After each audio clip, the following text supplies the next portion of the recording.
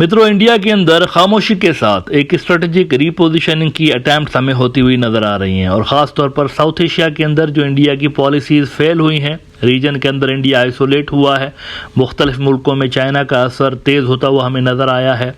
तो south Asia के हवाले से एक स्ट्रेटजिक रिपोजिशनिंग की कोशिश की जा रही है और मिडिल ईस्ट के हवाले से भी गालिबन इंडिया के अंदर एक स्ट्रेटजिक रिपोजिशनिंग की कोशिशें होती हुई नज़र आ रही हैं।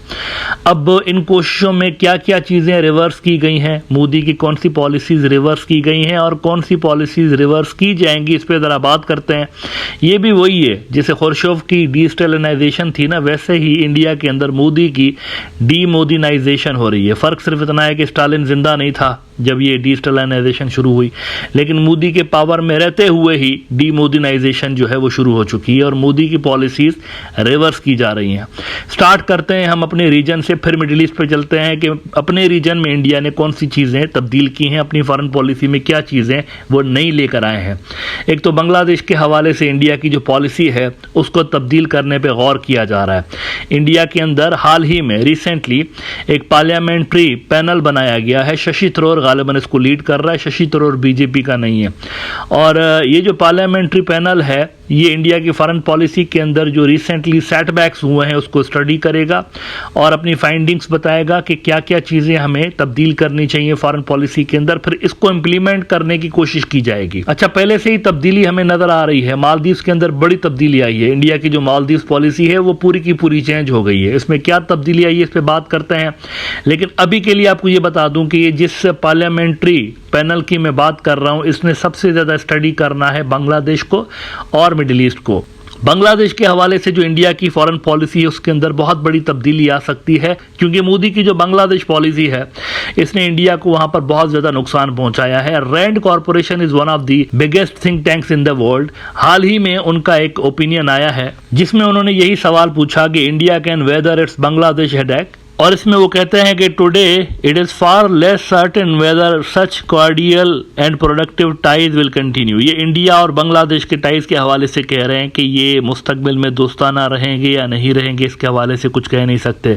Dhaka for example appears to have change its border policy under Hasina. The Bangladeshi border guard was allegedly told to turn their backs on violations, but the interim government's home minister recently said that will not happen anymore. Following the coup, Bangladeshi border troops prevented Indian forces from building a barbed wire fence. तो वो कह रहे हैं कि ये जो border की policy है वो भी तब्दील होती हुई नज़र आ रही है।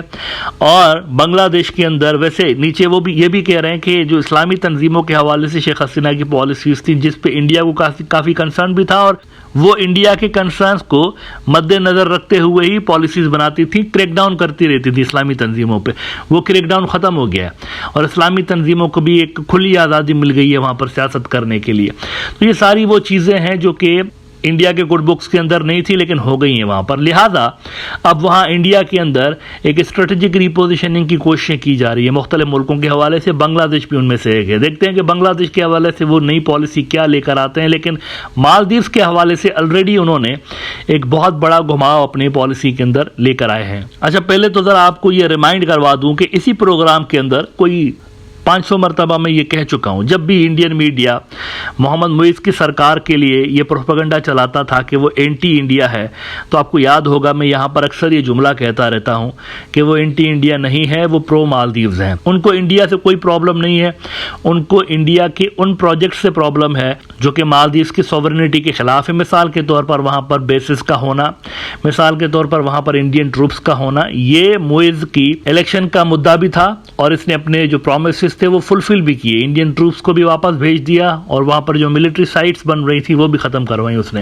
ना इसके अलावा बिजनेस के लिए ही इज़ ओपन और इस तरह के प्रोजेक्ट्स जो कि म्यूचुअली बेनिफिशियल हो उसके लिए ही इज़ ओपन। तो मैं यहाँ पर यही सजेशंस मोदी सरकार को देता रहा लंबे अरसे तक कि आप यहाँ पर चाइना को कम्पीट करें, कन्फ्लिक्ट में मत पड़ें, कंपटीशन में पड़ें, ये आपके लिए बेहतर होगा। और वही पॉलिसी इंडिया ने अडॉप्ट की है। मुइज़ साहब जो है वो पहुँचे हुए हैं इंडिया और बड़े भारी भरकम किस्म का पैकेज उनको दिया गया है। बीबीसी ने रिपोर्ट किया है कि Indian financial aid opens new chapter with Maldives. अच्छा देखिए, टोटली चेंज आपको नजर आ रही है। पहले कन्फ्रंटेशन की पॉलिसी थी, मालदीव्स को बुली किया जा रहा था, कि आपके टेररिज्म को बाइकआउट करेंगे, आपकी इंडस्ट्री का लक्षद्वीप को डेवलप करेंगे, आपकी जो टूरिज्म की इंडस्ट्री है उसको हिट करेंगे। इस तरह की आपको कन्फ्रंटेशन होती हुई नजर आ रही थी। Out of nowhere Modi Lakshadweep पहुंच गया था और वहां पर पहुंच के उसने इस तरह के प्रोजेक्ट्स जो है वो अनाउंस भी किए थे। ये बेसिकली बुली कर रहा था मालदीव्स को, लेकिन अब यू टर्न लिया है उन्होंने और ये पैकेज अनाउंस किया है, रीसेट करने की कोशिश कर रहे हैं। नाउ ये जो रीसेट है इसके बारे में आपको बता दूं, ये एंटी चाइना रीसेट नहीं है और ना ही यहां पर मुइज़ की पॉलिसी में कोई तब्दीली नजर आ रही है। मुइज़ की पॉलिसी एंटी इंडिया शुरू से नहीं रही, वो प्रो मालदीव रहा है। ऐसे प्रोजेक्ट्स नहीं देगा इंडिया को जो कि मालदीव की सॉवरेनिटी के खिलाफ हो, लेकिन इसके अलावा जो भी प्रोजेक्ट्स हो सकते हैं उस पर ये कोऑपरेट करने को तैयार हो सकता है। बीबीसी ने कहा है कि दी सपोर्ट इंक्लूड्स, ये मालदीव को जो इंडिया ने दिया उस पर बात हो रही है कि the support includes $400 million currency swap deal and an additional 300 billion rupees, $357 million in another swap agreement which will allow companies to do business in local currencies rather than in US dollars। बहुत अच्छा हुआ ये भी, जाहिर सी बात है local currencies को promote किया जाना चाहिए पूरे रीजन के अंदर, तो ये दो चीज़ें बड़ी अच्छी हुई हैं। लेकिन क्या ये चाइना को कम्पीट करने के लिए इनफ है? नहीं। बीबीसी मजीद कहता है चाइना के हवाले से कि इन फरवरी His administration, यानी मोहम्मद मुइज़ की बात हो रही है, His administration allowed a Chinese research ship to dock in the Maldives, much to Delhi's displeasure. Some saw it as a mission to collect data which could be used by the Chinese military for submarine operations. Muizzu has, however, rejected the pro-China tag, calling his policies as Maldives first. But the country also continues to depend on China, which has so far extended $1.37 billion in loans. वहाँ पर millions की अगर बात हो रही है India और मालदीव्स के दरमियान, तो चाइना और मालदीव्स के दरमियान बिलियंस की बात हो रही है। ये चीज़ तो क्लियर हो गई है कि इंडिया ने अपने मालदीव्स की जो पॉलिसी है वो तब्दील कर दी है। अब वो कन्फ्रंटेशन की बजाय कंपटीशन पे फोकस कर रहे हैं, which is a good thing. इसी तरह से जो एक नया पार्लियामेंट्री पैनल बनाया गया है, आई होप कि इसकी जो सिफारिशात होंगी, इसकी जो फाइंडिंग्स होंगी, उस पर अमल करते हुए बांग्लादेश की पॉलिसी में भी तब्दीली लाई जाएगी और वहाँ पर भी कन्फ्रंटेशन की बजाय कंपटीशन पे फोकस किया जाएगा, चाइना के साथ कम्पीट करने के हवाले से फोकस किया जाएगा। और ये सब कुछ आई होप कि बांग्लादेश की सॉवरेनिटी को नज़र में रखते हुए किया जाएगा। नाउ मिडिल ईस्ट के हवाले से आते हैं कि मिडिल ईस्ट के ऊपर भी ये जो पैनल बनाया गया है ये उसको भी देखेगा कि वहाँ पर क्या क्या मसाइल चल रहे हैं इंडिया की फॉरेन पॉलिसी के अंदर। सबसे बड़ा मसला ये है कि ये जो हिंदुत्व के वहाँ पर मोदी का फैन बेस है, ये लोग वहाँ प्रो इजराइल हैं और ये नहीं देखते कि अरब मुल्कों से हमें क्या मिलता है, तो इजराइल की हद से ज़्यादा सपोर्ट करने से इंडिया को क्या नुकसान है, ये नहीं देखते। बस वो आंखों पे पट्टी बंधी हुई होती है ना, एंटी इस्लामिक पॉलिसीज़ हैं उनकी, तो उनको सूट करती हैं एंटी इस्लामिक पॉलिसीज़, तो वो कहते हैं ठीक है जो भी है बस इजराइल को सपोर्ट करना है ब्लाइंडली। लेकिन इसके आफ्टर इफेक्ट्स क्या निकले हैं ज़रा ये खबर देख लीजिए। मोदी के जो दो सबसे बड़े फाइनेंसर्स हैं, अंबानी और अडानी, दोनों की वेल्थ में बहुत ज़्यादा डिक्लाइन आ चुका है गुज़िश्ता एक हफ्ते के अंदर। ये ज़रा हिंदुत्ववादियों को गौर से सुनना चाहिए।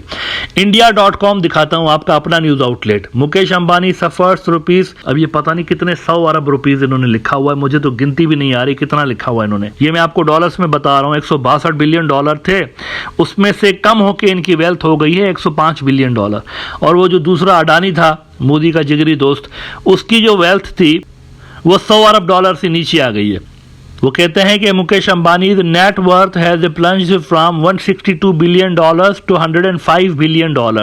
ही still holds 14th rank in world's richest persons, while billionaire Gautam Adani witnessed a plunge of $94.2 billion in his net worth and slipped to 18th position in the world's richest persons list. ये दोनों जो हजरात थे ये टॉप 5 में पहुंच गए थे, मोदी के जो दोस्त हैं टॉप 5 में, दुनिया के टॉप 5 रिचेस्ट लोगों में ये पहुंच गए थे। अडानी तो बल्कि तीसरे नंबर पर भी आ गया था, लेकिन अब ये एक पहुंच गया है 14 नंबर पे, एक पहुंच गया 18 नंबर पे। क्यों हुआ ऐसा क्यों हुआ, आखिर क्या हुआ? इनके जो शेयर्स हैं वो गिर गए हैं, और शेयर्स इनके क्यों गिरे हैं? वो इस वजह से गिरे हैं, सिग्निफिकेंट लॉसेस हुए एक हफ्ते के अंदर। इसके पीछे 2-3 वजूहात हैं, लेकिन सबसे बड़ी जो वजह है मिडिल ईस्ट का क्राइसिस है। इसी स्टोरी के अंदर वो कहते हैं कि market pundits are of the view that escalation in the Iran Israel conflict, opening of China's economy with its easing rate policies has diverted foreign institutional investors towards Chinese markets. तो middle east के अंदर जो Israel ने गंद मचाया हुआ है, आप देखिए कितना भारी पड़ा है इंडिया को। इनकी जो मार्केट्स हैं वो हिट बर्दाश्त कर रही हैं ना। ऐसे में अगर यहाँ पर ये जो वहाँ पर मशवरा दे रहे हैं ना नेतन्याहू साहब को, करिए और भी करिए, जो कुछ भी कर रहे हैं अच्छा कर रहे हैं और भी करिए, तो यहाँ पर अगर फुल स्केल वॉर्स छिड़ जाती हैं तो आपके लिए तेल यहाँ से बंद हो सकता है, मिडिल ईस्ट का तेल। और दूसरी बात कि इसके बाद आपके बाद एक सोर्स बचेगा, मेन सोर्स जो है वो रशिया बचेगा, जहाँ से आप इस वक्त भी ले रहे हैं, लेकिन जिसकी आप मुखालफत कर रहे हैं मिडिल ईस्ट के अंदर ये रशियन पार्टनर्स हैं। तो अगर आप यहाँ पर इनकी मुखालफत कंटिन्यू रखेंगे स्टेट लेवल पर, तो इसके असरात आपके रशिया रिलेशंस के ऊपर भी पड़ेंगे और हो सकता है कि वहाँ से भी तेल की टोंटी बंद कर दी जाए ऊपर से। तो यहाँ पर क्या मसला होगा, फिर बैंकरप्ट भी हो सकता है इंडिया।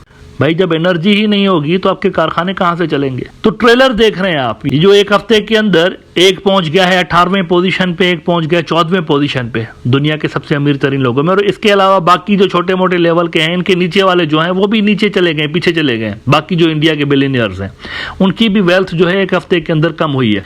ये हो रहा है मिडिल ईस्ट के अंदर इंडिया की जो गलत पॉलिसीज हैं उनके कारण। लिहाजा अब जो है ना एक स्ट्रेटेजिक कंपल्शन के मूड में इंडिया पहुंच गया है, यानी अब उनको ना चाहते हुए भी ऐसे फैसले लेने पड़ेंगे जो कि हो सकता है कि अनपॉपुलर हो, हिंदुत्व का फैन बेस जो है उन डिसीजंस को लाइक ना करे, लेकिन इंडिया के लिए ज़रूरी होंगे, क्योंकि इंडिया का जो इंटरेस्ट है वो उन्हीं प्लेयर्स के साथ जुड़ा हुआ है जिनको चाइनीज़ रशियन ब्लॉक वहाँ पर मिडिल ईस्ट के अंदर सपोर्ट कर रहा होता है।